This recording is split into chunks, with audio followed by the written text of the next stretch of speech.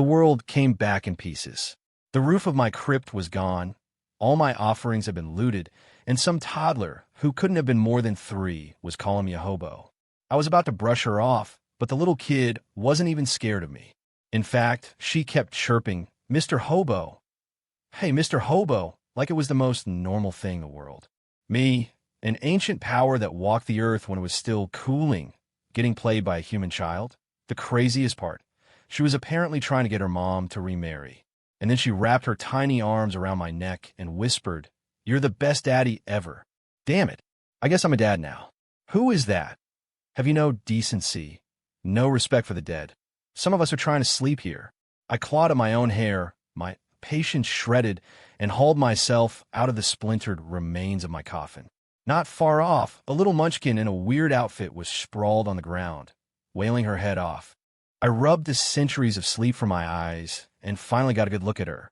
She was maybe 2 or 3, dressed in a fleece dinosaur onesie, with 2 tiny pigtails sticking out crookedly from the top of her head.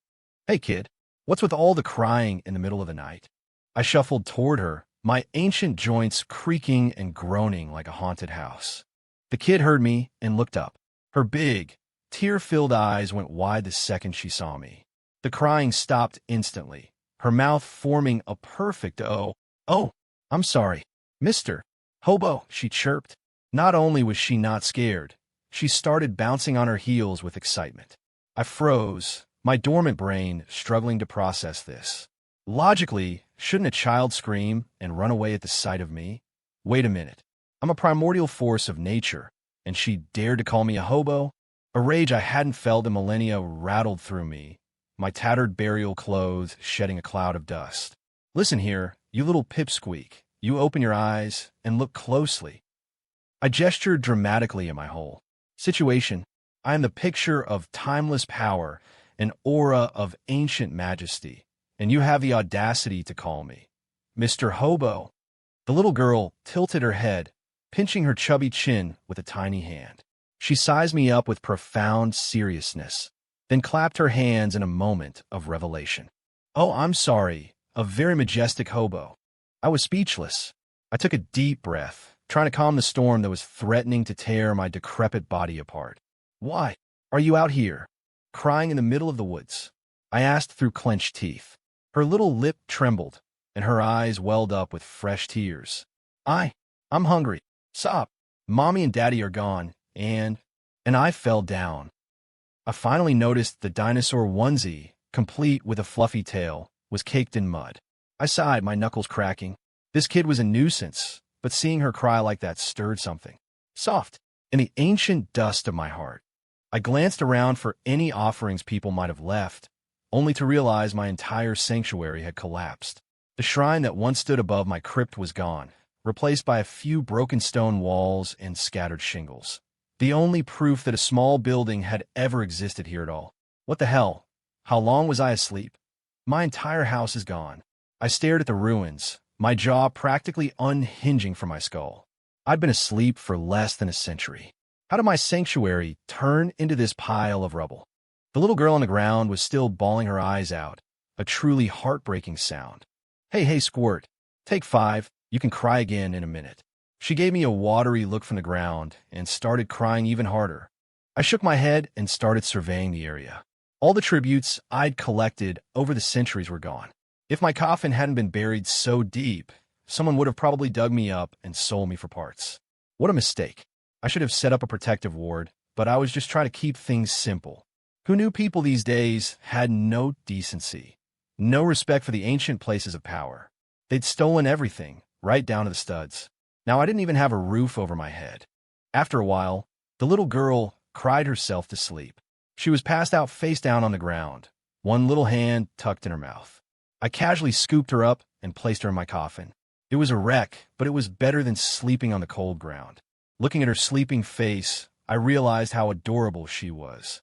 She looked like she came from a wealthy family. I had no idea how she ended up in the middle of nowhere. I snagged a couple of rabbits from the nearby woods and started a fire, ready to satisfy a hunger I hadn't felt in ages. Just then, the little girl rubbed her eyes and sat up in the coffin, peering over the edge at me. "Mister, my tummy is so hungry." I lifted her out with one hand and set her down by the fire. She watched the flames with a mix of curiosity and fear, poking at them with a dry stick until she nearly burned herself. Careful, Squirt. You know, kids who play with fire wet the bed. A big girl like you wouldn't want other kids making fun of you for that. I poke her chubby cheek, teasing her. Mister, I don't wet the bed anymore, she declared, puffing out her chest defiantly. I'm almost 3. I'm basically a grown-up. I snorted, tore off a roasted rabbit leg, blew on it, and handed it to her. All right, you're grown-up. Here, eat up. The little girl took the meat, sniffed it cautiously, then took a huge bite. She started nibbling away like a little chipmunk, her cheeks puffed out. I roll my eyes. Slow down. Nobody's going to steal it from you. After she finished the rabbit leg, she closed her eyes in satisfaction. Mister, what kind of meat is this? It's so yummy. Are you kidding me? Of course it's good. Back in the day, my barbecue skills were legendary. This is prime wild rabbit. Fresh and juicy. Hearing this, the kid's face crumpled as if I'd flipped a switch, and she burst into tears again. Wow, bunnies are so cute. How could you eat a bunny? Smiling, I tore off the other leg and held it out. So you don't want this one? Because I'll eat it all myself. The little girl kept crying, but she held out both hands for the meat. She started nibbling on the new piece, tears and snot running down her face, nearly dripping onto the rabbit leg. As I ate, I watched her. She was just a little thing, but she had guts. She wasn't afraid of me and even dared to talk back. Hey, Squirt, what's your name? I asked. My name is Holly, she answered, her voice muffled by a mouthful of food, grease smudged on her chin. Holly, I raised an eyebrow. What? Are your parents botanists or something?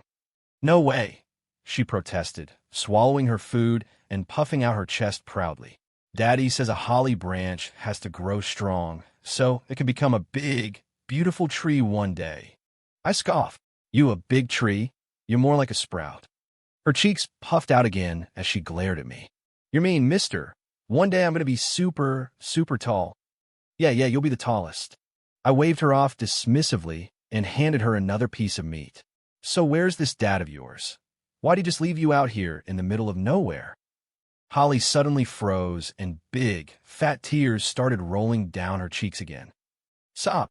I don't know. I was with Mommy and Daddy, and I fell asleep and... Wow. When I woke up, I was here. I stared at her for a long moment. She was crying so hard little snot bubbles were forming.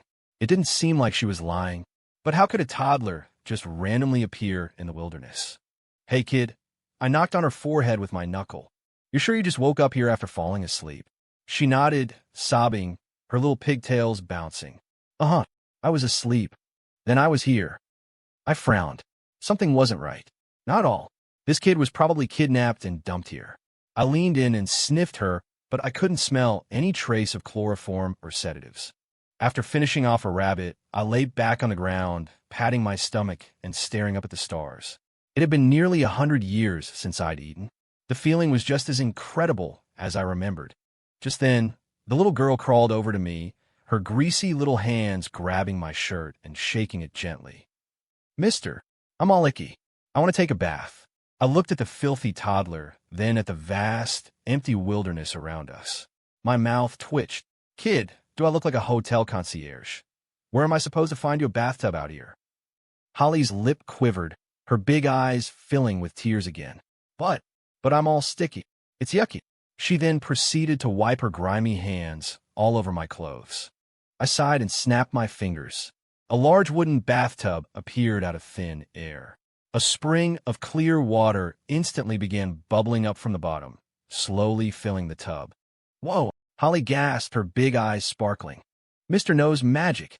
It's called power, you little goofball, I said, smugly stroking a non-existent beard.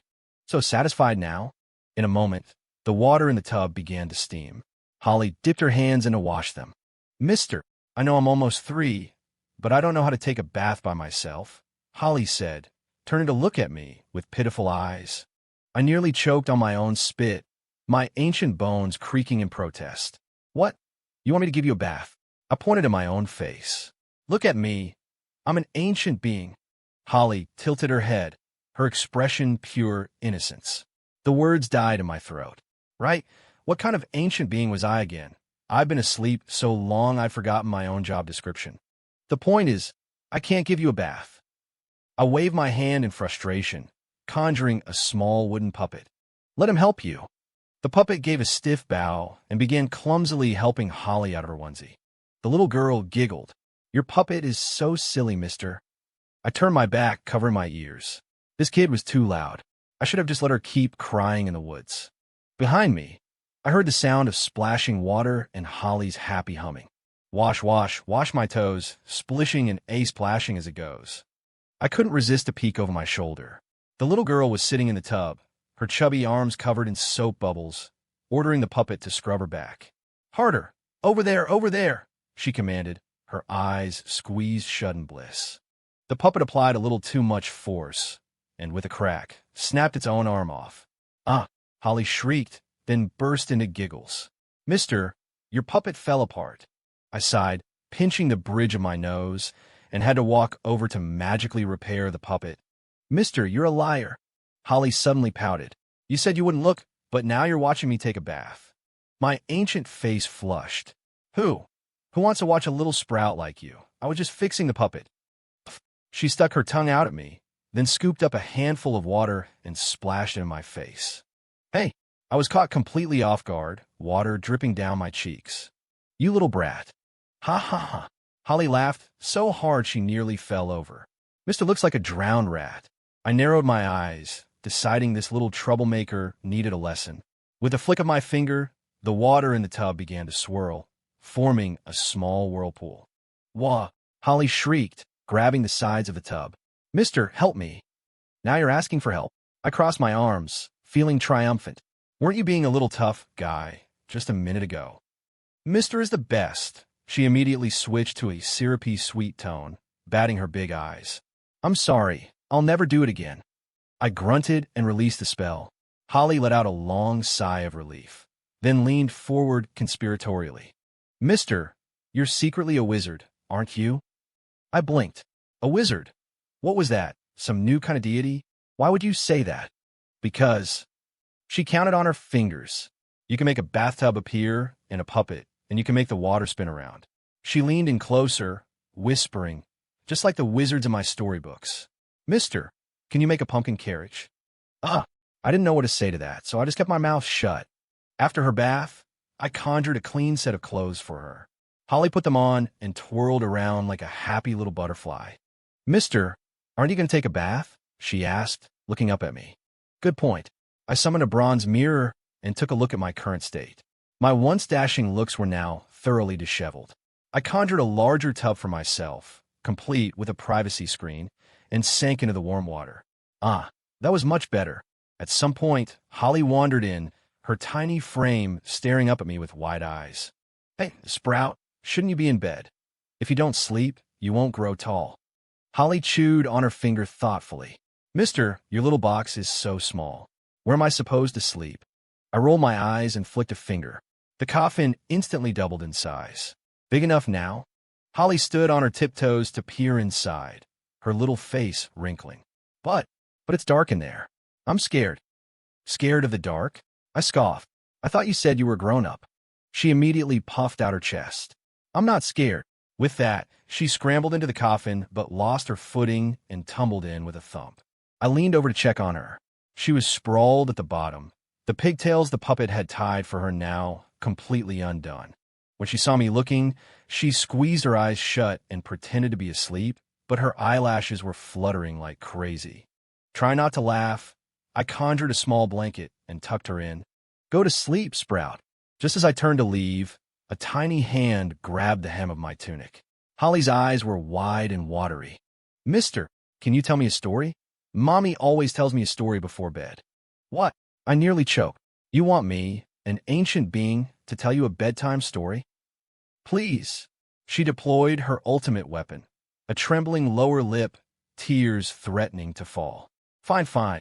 I threw my hands up in surrender and sat cross-legged by the coffin. Once upon a time, there was a mountain, and on the mountain... Not that one, she interrupted, pouting. I want to hear a story about a wizard. My eye twitched. This kid was picky. After a moment of thought, I cleared my throat. All right, How about a story of a great power who captures monsters? Holly immediately snuggled under her blanket, her eyes shining. A long, long time ago, there was a being with limitless power. I lowered my voice for effect. He specialized in catching naughty little monsters. Holly cut in. Like you, mister. I took a deep breath. Yes, just like me. One day, this being met a particularly mischievous little monster. Was it naughtier than me? 100 times naughtier than you, I said through gritted teeth. That little monster caused trouble all day and even pulled out all the great being's beard hair. Holly giggled and reached out to touch my chin. But Mister doesn't have a beard. I swatted her little hand away. Don't interrupt. Finally, the great being couldn't take it anymore, so he turned the little monster into a tiny turtle. Wow, Holly gasped, then pouted. Mister is mean. I don't want to be a turtle. Then go to sleep. I took the opportunity to tuck her in tighter. She blinked her big eyes and asked suddenly, Mister, will you stay with me always? I froze. My ancient, dusty heart felt a strange jolt. After a moment of silence, I gently patted her head. Sleep. We have to find your parents tomorrow. Holly finally closed her eyes, satisfied. Soon, her breathing became slow and even. Watching her peaceful, sleeping face, I had a sudden realization. How did I, a being of immense power, get so completely wrapped around this little girl's finger? The night deepened. I sat by the coffin, watching over her. In the moonlight, Holly's face was like a piece of smooth, warm jade. For some reason, I was reminded of another quiet night a long, long time ago. I didn't sleep a wink, mostly because I'd already slept for the better part of a century. I set up a protective barrier and was about to explore the area when I felt a disturbance. Holly was awake. Mister, where are you? Her small voice was startlingly clear in the morning air. She was standing in the coffin, rubbing her eyes and looking around like a porcelain doll. The moment she saw me, she threw her arms open. Mister, hold me. On some strange impulse, I scooped her into my arms. Holly rested her head on my shoulder, her little hands clutching the collar of the new clothes I'd conjured. Mister, are we going to find Mommy and Daddy today? I tensed. Honestly, I had no intention of getting involved. But looking down at her hopeful eyes, I somehow found myself nodding. Yeah, first, we'll see what's down the mountain. Hey, she cheered, wiggling in my arms. Mister is the best. I carried her down the mountain path, my ancient joints creaking with every step. Holly poked my collarbone curiously. Mister, why do you always go creak-creak? Because Mister is old, I said dismissively. Liar, she pouted. Mister doesn't look old at all. I couldn't help but smile. The kid was a smooth talker. After cresting a hill, I was shocked to find a paved road. It was clean and smooth, a far cry from the dirt tracks of the past. Cars zipped by every so often. There were so many more of them than a century ago, in all sorts of colors and shapes. A red convertible sped past us, and Holly waved her little hands excitedly. Mister, look, a sports car. I squinted. A sports car? As in a car that runs fast. I took a single, effortless leap and landed at a bend in the road far below, leaving the red sports car in the dust. Holly tilted her head, her eyes curving into little crescent moons. Mister, you're so cool. You went whooshan, we were already here. The compliment made my ancient face feel a little warm. I curved my lips into a proud smile. Of course. I'm pretty amazing, you know. We reached the small town at the foot of the mountain, and the sight before me was staggering. Skyscrapers scraped the clouds, the streets were a river of people, and signs of every color imaginable flashed with a strange light. Mister, your mouth is open really wide, Holly noted, poking my chin with her finger. I quickly shut it and cleared my throat, trying to look unfazed. Ahem, nothing special. But inside, my mind was reeling. It had been less than 100 years. How had the mortal world changed so drastically? I'd seen the great cities of every dynasty, but this still made me feel like a country bumpkin. For thousands of years, human cities had been more or less the same. How could they change this much in less than a century? Holly suddenly pointed to a shop on the side of the road, wiggling with excitement. Mister, ice cream. I want ice cream. I followed her finger and saw a glass case filled with colorful spheres. Before I could react, The little rascal had already wriggled out of my arms and was toddling toward the shop. Hey, slow down. I hurried after her, my joints protesting loudly. Holly stood on her tiptoes, her nose practically pressed against the glass. Mister, I want the pink one. The shop owner, a cheerful-looking middle-aged woman, smiled. What flavor would you like, sweetie? How about strawberry? Okay, Holly answered sweetly, then turned to look at me with hopeful eyes. I felt around in my pocket, wondering what currency mortals use these days. Based on past experience, gold and silver should still be acceptable. I gave Holly a confident nod. Ma'am, how much is this one? I asked, pointing to the pink ice cream. The strawberry is $3.50, the owner replied with a smile. $3.50. I was so shocked I couldn't help but shout. People nearby glanced at me strangely. $3.50. That was outrageous. 100 years ago, a person's monthly salary was only $10 to $30. This confirmed it. Holly was no ordinary kid. She was definitely from a rich family, if this was a casual purchase. Shaking my head, I pulled out 3 large, antique silver dollars and handed them to the owner. The woman's smile froze on her face. She picked up the silver coins, examined them closely, and then looked at me with suspicion. Sir, what are these? Not enough. I pulled out a small gold bar. The owner's eyes bulged. That's enough to buy the whole shop. Sir, don't you have any cash? Or you can just tap your card or phone, the owner said, eyeing me cautiously. Cash. Weren't these silver dollars cash? And what the hell was tapping a phone? I pretended to look around and saw someone holding a piece of paper money. Feigning a search through my pockets, I materialized an identical-looking bill and handed it to her. How about this? I asked tentatively. The owner let out a sigh of relief, took the yellow $20 bill from me, and gave me back a few bills and some coins and change. Holly was hopping from foot to foot beside me. Hurry up. Mister, my ice cream is going to melt. The owner quickly scooped a ball of pink ice cream into a cone and handed it to Holly. The little girl immediately stuck out her tongue for a lick, her eyes closing in bliss. Thank you, ma'am, she said sweetly, then looked up at me. Mister, you have a bite, too. I leaned down and took a careful lick. The cold, sweet flavor exploded on my tongue, a jolt to my dormant taste buds. Is it good? She asked, batting her big eyes. Not bad, I said, trying to sound sophisticated, while secretly planning to buy several more later. We walked down the street, Holly clutching her ice cream with both hands, getting it all over her face. I, meanwhile, was observing everything, trying to absorb as much information about this new era as I could. The two of us had a great time. I tried every new food I saw. At Holly's insistence, we even went to a playground. It wasn't until dusk that I remembered our original mission, to get Holly back home. As night fell, the city's neon lights began to glow. Holly was slumped against my shoulder, rubbing her eyes, half asleep. Mister, where are we going to sleep tonight? She asked with a small yawn.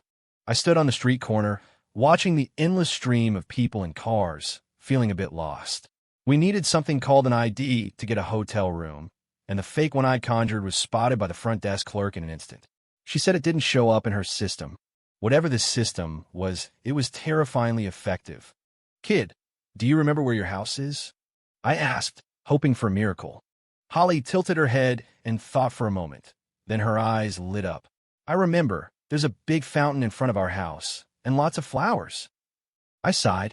That was about as helpful as nothing. Just as I was starting to worry, Holly pointed across the street and squealed with delight.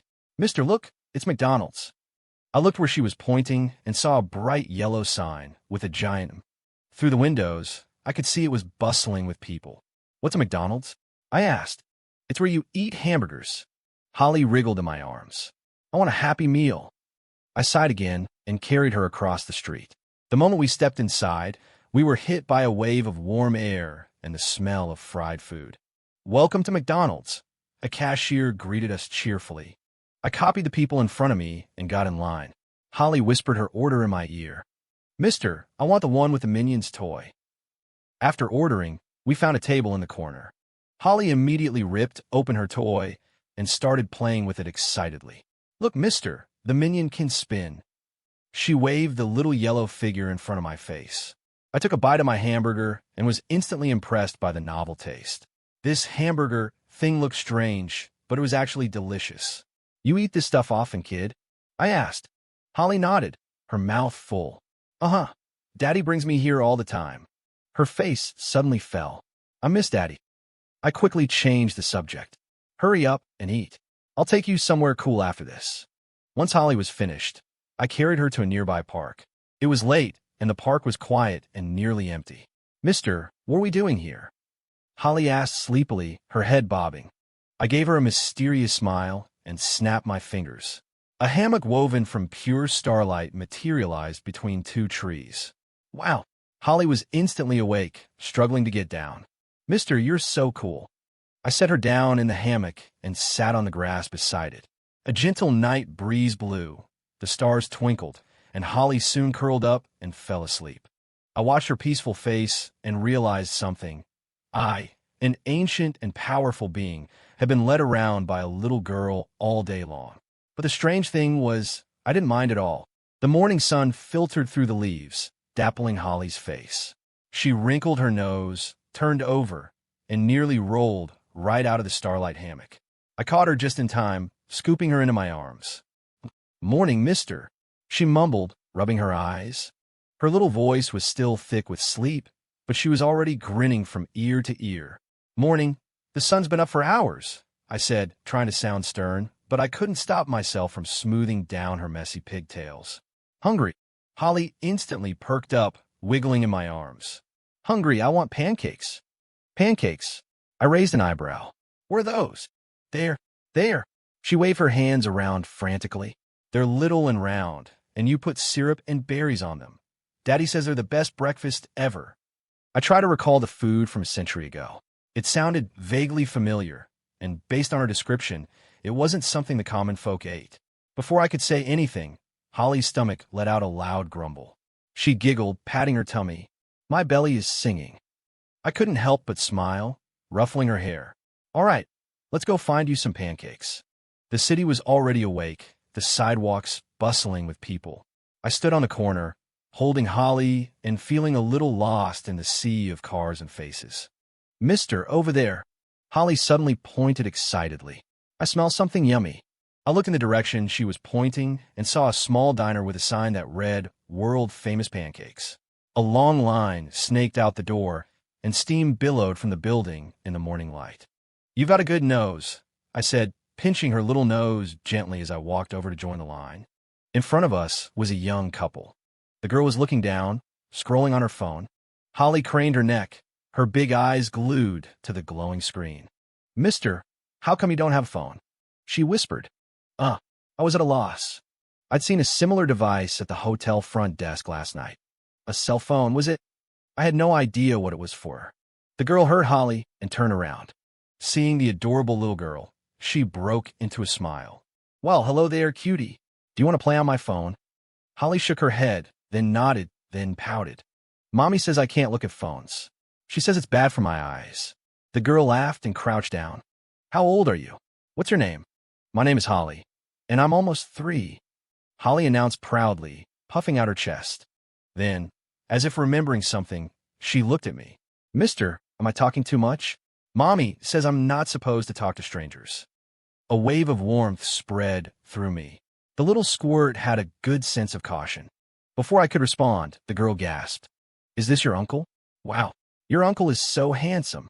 I thought he was your dad. Her boyfriend immediately tugged on her arm, giving her a pointed look. I raised an eyebrow and tossed my hair. It was nice to know that after a century of sleep, this vessel was still considered top tier. Holly was already giggling. Mr. and Daddy are both handsome. I pinched her cheek. You talk too much. After a hearty breakfast, Holly patted her full tummy contentedly. Mister, where are we going now? I thought for a moment. To find your mom and dad. Really? Her eyes lit up, then dimmed just as quickly. But I don't know where my house is. It's okay, I said, ruffling her hair. Mister has a way. We left the diner, and I found a quiet alley. I pulled a yellow talisman from my sleeve. Holly leaned in curiously. Mister, what's that? A finding talisman, I explained. All I need is a single strand of your hair, and it will lead us to your family. Holly immediately clutched her head, her lip trembling. Does it have to be my hair? I'm scared it will hurt. I gently plucked a single strand before she could protest. I chanted a few words, and the talisman burst into flames, transforming into a tiny golden bird. It circled in the air a few times before flying off to the southeast. Wow, a birdie! Holly clapped her hands excitedly. Mister, you're amazing. Let's follow it. I picked her up and started walking in the direction the bird had flown. Honestly, it was quite a distance.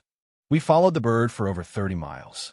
I had no idea how Holly had gotten so lost, so far away from her parents. After crossing 2 more streets, the bird finally stopped in front of a large, official-looking building. People in police uniforms were coming and going. It seemed we had arrived at the modern-day courthouse or police station. Suddenly, a man stood in front of us. He was holding a phone, looking from the screen to Holly's face and back again. "Excuse me." The man's voice trembled with emotion. Is this Holly?" I looked down at the little girl in my arms. She was tilting her head, studying the man with a confused expression. "Who are you?" I asked, instinctively pulling Holly closer.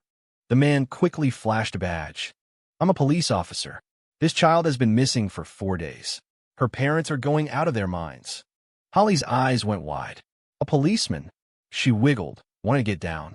"I know policemen. Daddy said if I'm in trouble, I should find a policeman." I hesitantly let her go, and she immediately ran to the officer, who swept her up in a hug. "It really is Holly," the officer shouted into his radio. "Notify Ms. Jiang. The child has been found." They were clearly a powerful family if they could get the police to mobilize a search party for a missing child. Less than 5 minutes later, a young couple came rushing out of the building. "Holly!" the woman cried, her voice choked with emotion, her face a mess of tears. When Holly heard her, she struggled out of the officer's arms. "Mommy! Daddy!" She ran on her little legs and threw herself into her mother's arms. I stood a short distance away, watching the family's tearful reunion, and felt a strange tug in my ancient heart. "Sir," the officer walked over, shaking my hand gratefully. "Thank you so much. Where did you find her?" I opened my mouth, unsure how to explain. I couldn't very well say. "I found her next to a broken coffin in the middle of the woods." Could I? I found her in the Cascade foothills," I said vaguely. "She was crying all by herself. I think someone might have abandoned her." Just then, I noticed a woman standing nearby with a strange expression. And Holly's father's face also held a flicker of something odd. As a being who has seen millennia, these subtle shifts in expression immediately made me suspicious. And the officer had said to notify Ms. Jiang, but both parents were here. That meant the family was likely run by the mother, Holly's mother, and Holly probably had her mother's last name. I did a quick, imperceptible calculation and confirmed it. Holly's father had married into the family. I watched the group before me with a newfound curiosity. Holly's mother clutched her daughter tightly, tears streaming down her face. She looked up at me, her eyes filled with gratitude. "Sir, thank you so much. We've searched the entire city." I waved it off, my gaze fixed on the grim-faced man behind her. Holly's father, or rather, her nominal father, was staring at me with a very strange look in his eyes. "It was nothing," I said coolly, "just a lucky coincidence." Holly peeked out from her mother's embrace and reached a hand toward me. "Mister, this is my mommy." Then she pointed at the man. "And this is my daddy." The man forced a smile. I noticed his right hand clenched into a fist before he consciously relaxed it. That tiny movement made me narrow my eyes. "Sir," I said, raising my voice intentionally, "could I ask how Holly got lost in the first place?" The air grew still. The police officer and Holly's mother both turned to look at the man, waiting for his answer. "We don't know what happened. We took Holly out for the weekend. Her mom and I had to step out for a bit, so we left Holly in the hotel room with her nanny.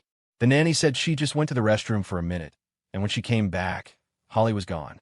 At that moment, the woman I'd noticed earlier stepped forward, her head bowed in apology, tears rolling down her cheeks. "I'm so sorry, it's all my fault. If I hadn't gone to the bathroom, the young miss wouldn't have disappeared. It's all my fault." I stared at the nanny. Her tears seemed genuine, but her knuckles were white from clenching her fists. Holly's father instinctively took half a step back, creating a subtle distance between himself and the nanny. Mister! Holly suddenly ran back to me, tugging on my collar. Mister, do you want to come to my house and play? I want you to come with us. I looked down at the little girl's innocent face, then glanced at her father's unnatural expression. I knew exactly what I needed to do. Of course, I said, ruffling her hair and speaking loudly enough for everyone to hear. Mister would love to be a guest. Is that okay? Holly cheered. Yay! Mister is coming to my house. Her mother grabbed my hand gratefully. Of course it's okay. You're our family savior. We must host you properly. Her father also nodded in agreement. The police officer smiled. Well, that works out perfectly. We need to take a simple statement anyway. Ms. Jiang, perhaps we could all go to your home. We split into 2 cars. I sat in the back of the police cruiser with Holly in my lap. She excitedly pointed out the window at the passing scenery. Mister, look, that's where I'm going to go to preschool next year. The officer in the front seat glanced at me in the rearview mirror. You don't look like you're from around here, sir. No, just arrived, I replied casually, while discreetly drawing a protective ward on Holly's back with my finger. The car entered an upscale residential area and finally stopped in front of a 3-story villa. Holly's mother was already waiting at the door, with the nanny standing behind her, her eyes darting around nervously. Please, come in, her mother said warmly. Officer Miller and, I'm sorry, I didn't get your name. It's Luke, I said, inventing a name on the spot. Mr. Luke, thank you again, she said, leading us into a spacious living room. Holly, why don't you show Mr. Luke our house? Holly immediately jumped off my lap and grabbed my hand, pulling me toward the stairs. Come on, mister, I'll show you my playroom. I let her lead the way, my eyes scanning every corner of the living room. The father was at the tea set, preparing to brew something. The nanny stood at the bend in the staircase, her eyes locked on our backs as we went upstairs. At the end of the second-floor hallway was Holly's bedroom. The pink walls were covered in cartoon decals. She proudly opened a toy chest. Mr. Luke, look, this is the Barbie doll Daddy bought me. I knelt, pretending to be interested in the toys, but lower my voice. Holly, that nanny Maria, is she usually nice to you? Holly, who was combing the doll's hair, tilted her head in thought. Maria is nice. She tells me stories. But she suddenly dropped her voice to a whisper. Sometimes Maria and Daddy go into a room and talk in whispers, and they don't let me listen. I narrow my eyes. Do you remember how you got lost? Holly's face scrunched up. I don't remember. I just remember waking up where you were, mister. Just then, the door creaked open. The nanny, Maria, stood there with a plate of fruit, a forced smile on her face. Holly, time for some fruit. Holly cheered and ran over, but I noticed Maria's eyes kept darting toward me. As she turned to leave, I quietly sent a sliver of my consciousness to follow her. The images it sent back made me frown. The moment Maria got downstairs, she went straight to the kitchen to speak with Holly's father in hushed tones. I couldn't hear what they were saying, but the man's panicked expression and Maria's venomous glare told me everything I needed to know. Mister, Holly tugged on my sleeve. Aren't you going to have any fruit? I snapped back to reality and ruffled her hair. Mister isn't hungry. Holly, is your mom very busy with work? Uh-huh. Holly nodded vigorously. Mommy has to manage a lot of companies and comes home really late. Daddy says Mommy works too hard, so he's the one who plays with me. I sneered internally. The man certainly knew how to make himself look good. Downstairs, I could hear Holly's mother talking to Officer Miller. I caught words like file a report and investigation. I picked up Holly. Come on, let's go downstairs. As we reached the top of the stairs, I heard the father's deliberately low voice. We'll just have to find another chance. There's no need to trouble yourselves, I said suddenly. Everyone turned to look at me. The living room fell silent. The color drained from Holly's father's face. What? What do you mean by that? Just because Holly's back, we don't need to investigate. What if it happens again? I walked slowly down the stairs, pulling Holly behind me for protection. I mean, some things are better cleared up in front of the police. The nanny, Maria, subtly moved to stand behind Holly's father. I gave a cold smile and snapped my fingers. The living room TV flickered on, showing the footage from the kitchen just moments ago. The nanny and the father conspiring, their hushed, sinister conversation now perfectly audible. Holly's mother stared, her eyes wide with disbelief. What? What is this? Ma'am, I said, looking directly at her. Your husband and your nanny conspired to kidnap your daughter. I don't know what their goal was, but I'm sure it wasn't anything good. You're lying, the man roared, lunging at me, only to be frozen in place by a flick of my wrist. Officer Miller instantly drew his weapon. Mr. Luke, what the hell is going on? I didn't answer him. Instead, I looked at the terrified Holly. Holly, tell Mommy, how did you fall asleep that day? Holly sobbed. I drank the juice Maria gave me, and then I fell asleep. Her mother looked as if she'd been struck by lightning, staggering back. Maria, I treated you so well, and you... Seeing that she was caught, the nanny suddenly pulled a small knife from her pocket, but I froze her in place before she could move a muscle. A dead silence fell over the living room. Amanda's face was as white as a sheet. She pointed a trembling finger at her husband. So, you planned all of this? The immobilized man broke out in a cold sweat, his eyes darting frantically, but he couldn't speak. The nanny was still frozen in her knife-wielding pose. I snapped my fingers again. Liars get what they deserve, I said ominously. He immediately collapsed, his mouth opening against his will. Officer Miller watched, dumbfounded, his hand still on his gun. What is happening? Once Holly was gone, and you gave birth to my son, the entire Jong family fortune would have been mine. Holly hid behind me, her small hands clutching my leg, whimpering softly, her big eyes filling with tears. I bent down and picked her up, covering her eyes. It's okay. Mister is here. You think this family's legacy would fall into the hands of a worthless parasite like you? Amanda's voice was ice. After all these years of living off my family, you finally show your true colors. The man's face was a mask of terror as the words kept spilling out of him uncontrollably.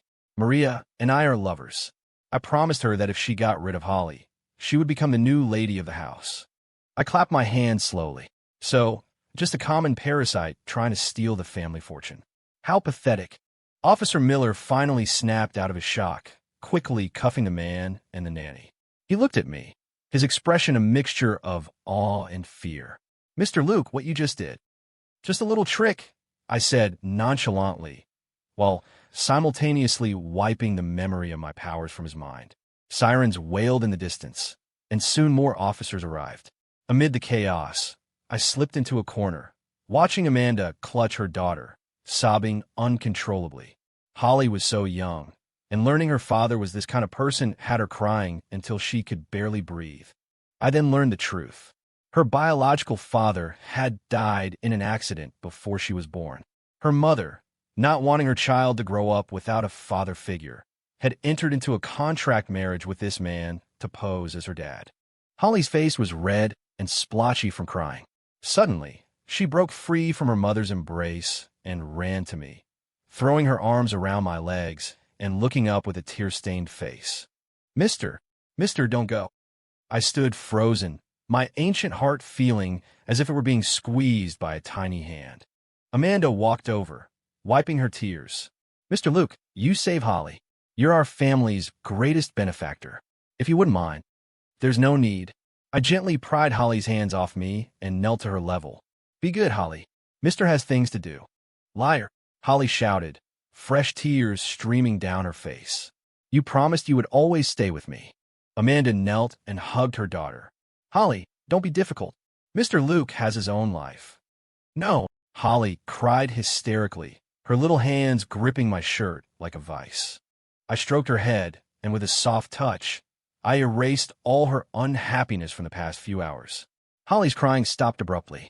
She blinked her wet eyes, a tear still clinging to her lashes, but a sweet smile spread across her face. Mister, I'm not crying anymore. Amanda looked at her daughter's sudden change in emotion, then back at me, shocked. Mr. Luke, did you just a little technique, I said softly, gently wiping the tear from Holly's cheek, to make her forget the bad things. Holly tilted her head, seemingly having forgotten her earlier grief, and tugged on my sleeve. Mister, I want to show you my bunny. I let her pull me upstairs, nodding to Amanda on the way. Let her be happy for a little while. In her playroom, Holly dragged a stuffed rabbit out of her toy box and held it up to me proudly. Mister, look, this was my birthday present for Mommy. I took the rabbit, pretending to inspect it seriously. Very cute. Her name is Snowball. Holly climbed onto my lap, gesturing with her hands. Every night, Snowball protects me when I sleep and eats all the bad dreams. I couldn't help but smile. She's that powerful. Uh-huh. She nodded vigorously, then lowered her voice. Mister, why don't I have a daddy? My heart clenched. It seemed my spell hadn't completely wiped her memory, but rather confused it. Holly, I pinched her little cheek gently. Your daddy went to a place very, very far away. He'll come back when you're all grown up. Holly nodded, seemingly understanding, as she idly twisted the rabbit's ears. Then, will you stay with me always, mister? She suddenly lunged forward and planted a kiss on my cheek. Mister's the best. Please don't go. The unexpected kiss sent a jolt through me, and my ancient face actually felt warm. Amanda watched from the doorway, amazed. Holly's never been like this with anyone. My heart softened. I took a jade pendant from my sleeve and fastened it around her neck. Wear this, and Mister will always know where you are. When you're older, I'll come back to see you. Amanda came over, her voice thick with emotion. Mr. Luke, I don't know how we can ever thank you. Don't worry about it. I stood up and glanced at the night sky outside.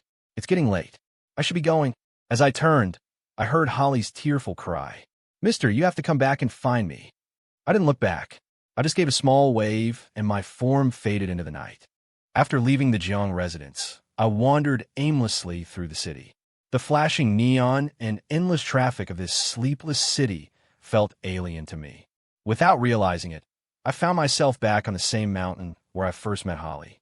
The broken coffin was still there, surrounded by the remnants of Holly's games. I sat on the edge of the coffin, staring at the stars. It was strange. I was finally free of the little troublemaker, but I felt an emptiness inside. What in the world is wrong with me? I mumbled, lying down in the coffin, but sleep wouldn't come. This is why I shouldn't get close to humans. Over thousands of years, I've experienced too many partings. I am eternal, undying, while humans live for less than a century. I tossed and turned, Holly's tear-streaked face flashing in my mind.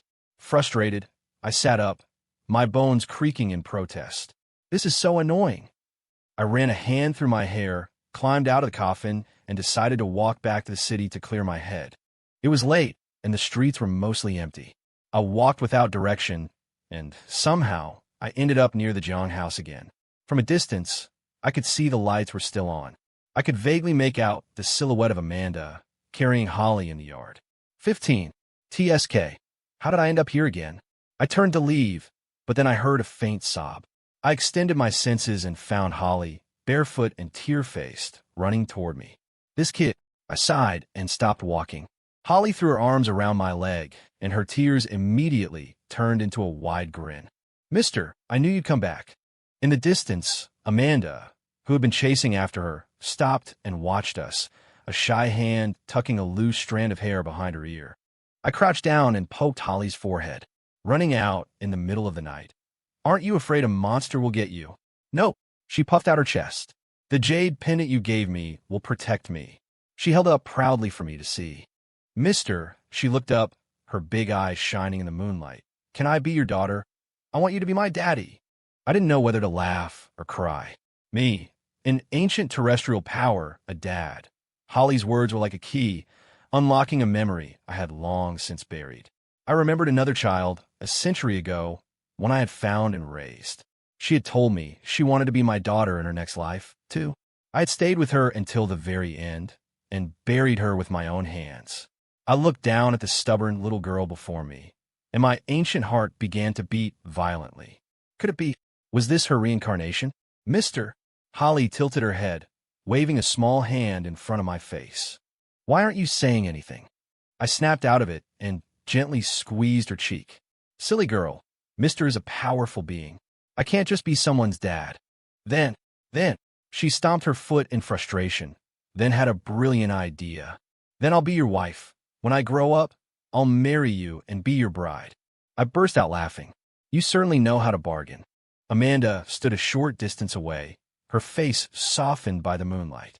Mr. Luke, if you don't mind, you could come visit Holly sometimes. This child, she seems to have a special connection with you.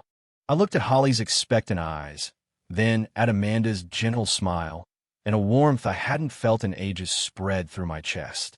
"All right," I said, ruffling Holly's hair. "Mister will come visit you sometimes." "Really?" Holly jumped up and down, holding out her pinky. "Pinky swear, cross your heart. Hope to die." I hooked my little finger with hers. 100 years is too short. Let's make it 1,000. Holly giggled and threw her arms around me. "You have to keep your promise, mister." Amanda walked over, gently stroking her daughter's hair. "Holly, it's time to go back to bed." Mr. Luke must be tired, too." Holly pouted, but then a sly grin appeared on her face.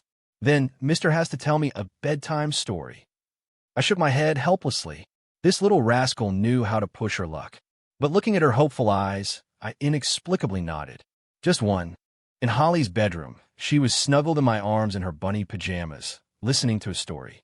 I told her tales of my travels 1,000 years ago, heavily edited for a child's ears. "And then the little monster turned into a flower," I said softly.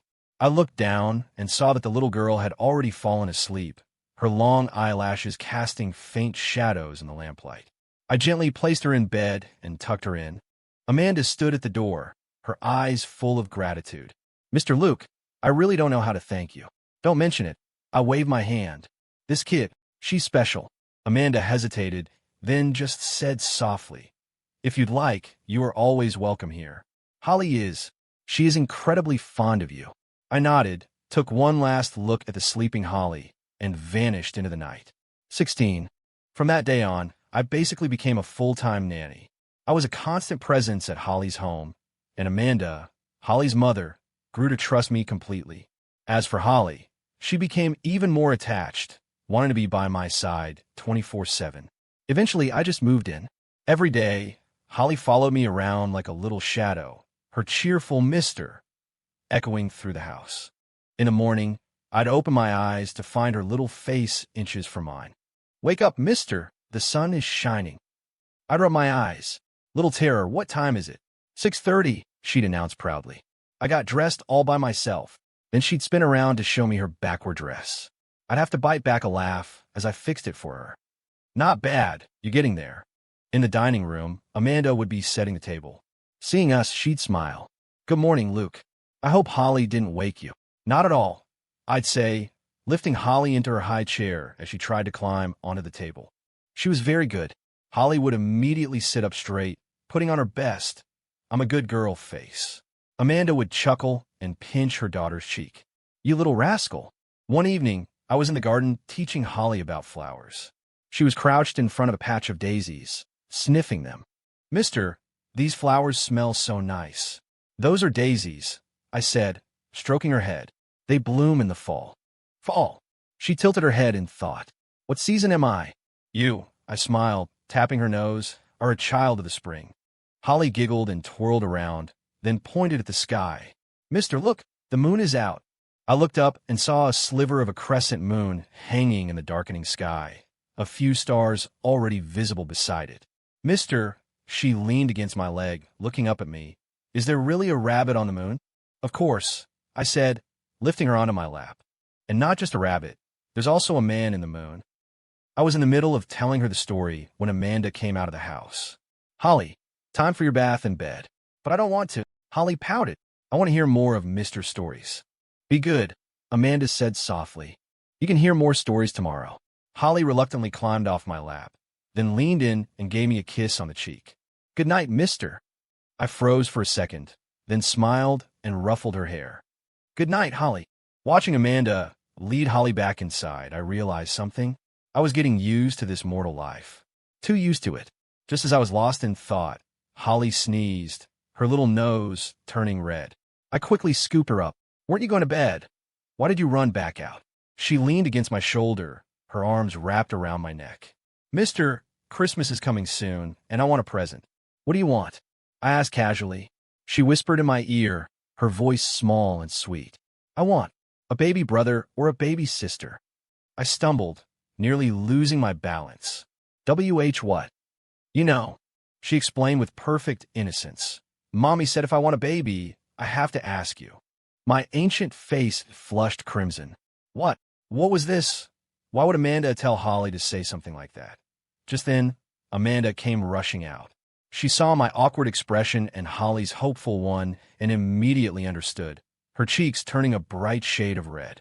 "Holly," she said quickly, wiping her hands on her apron. "Did you say something strange to Mr. Luke?" Holly looked completely innocent. "I just asked Mister for a baby brother or sister." Amanda nearly choked, fumbling for an explanation. "Luke, please don't misunderstand. We were talking yesterday, and I mentioned it would be nice for her to have a sibling. I never thought she would." I clear my throat, try to diffuse the tension. "It's fine. Kids say the darndest things." Holly looked from me to her mom, and then a look of realization dawned on her face. "Oh, I get it. To have a baby brother or sister, you have to get married first, right?" She clapped her hands excitedly. "Then you and Mommy should get married." That was the final straw for Amanda. Blushing furiously, she picked Holly up. "Holly, don't say such things. Come on, let's get you to bed." As she was carried away, Holly winked at me, a look on her face that said, "I know what's up." I stood there completely stunned. Later that night, Holly snuck into my room, climbed into my bed, and snuggled up against me. I didn't move, keeping my eyes closed. She craned her neck and whispered in my ear, "I love you the most, Daddy." My heart skipped a beat. I opened my eyes and looked at her innocent, smiling face. The moonlight filtered through the curtains, illuminating her features. I pulled her closer. "Daddy loves you the most too, Holly." Outside in the hallway, Amanda stood listening. When she heard the word Daddy, the glass of water in her hand trembled slightly, but a quiet smile spread across her lips. Maybe, just maybe, this family was finally complete. Yendi.